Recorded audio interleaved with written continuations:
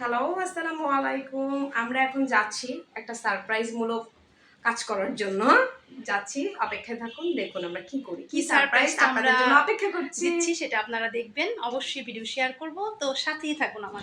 আর এখন আমরা একটা কেক শপে চলে এসেছি। আজকে মূলত আমাদের বাচ্চাদের মিসের জন্মদিন। তো আমাদের বাচ্চাদের মিস মানে আমাদেরও মিস।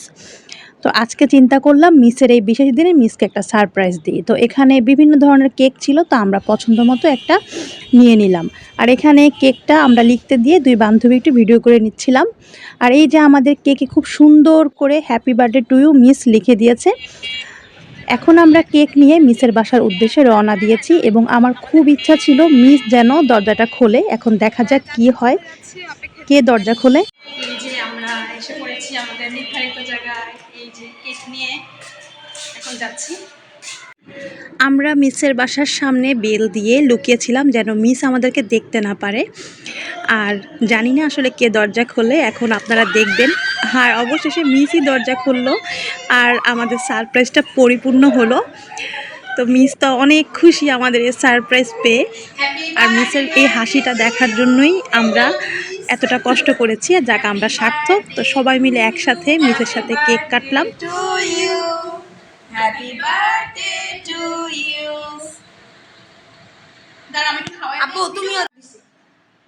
মিসের এই হাসিটা আমাদের কাছে অনেক দামি। আর মিসকে এভাবে খুশি করতে পেরে আমরাও অনেক অনেক হ্যাপি। যদিও বেকারি আসলে ভালোবাসার মানুষদেরকে এভাবে সারপ্রাইজ দিতে পারাটাও একটা আনন্দের ব্যাপার। আর মিস এই যে কেক কেটে একে একে সবাইকে খাওয়িয়ে দিয়েছে আমাদের। আর মিসের সাথে আমাদের অন্যরকম একটা সম্পর্ক। আজকে প্রায় ৫-৬ বছর ধরে আমরা একসাথে আছি আলহামদুলিল্লাহ, এবং আশা করি আজীবন থাকবো। আমাদের বাচ্চারা যদিও এখন মিসের কাছে পড়ে না, কিন্তু আমাদের রিলেশনটা একদম অন্যরকম, একদম ফ্যামিলির মতো। আর এই যে আমরা কেক খাচ্ছি, আর এই যে আমার দুষ্ট বান্ধবীটাকে আমি একটু কেক খাওয়িয়ে দিচ্ছি।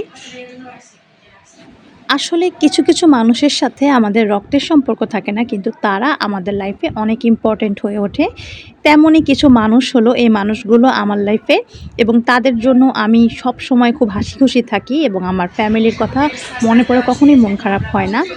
তো যাই হোক, আল্লাহ যেন সবাইকে ভালো রাখে এবং আমাদের সম্পর্কটা এভাবে আজীবন টিকে থাকে।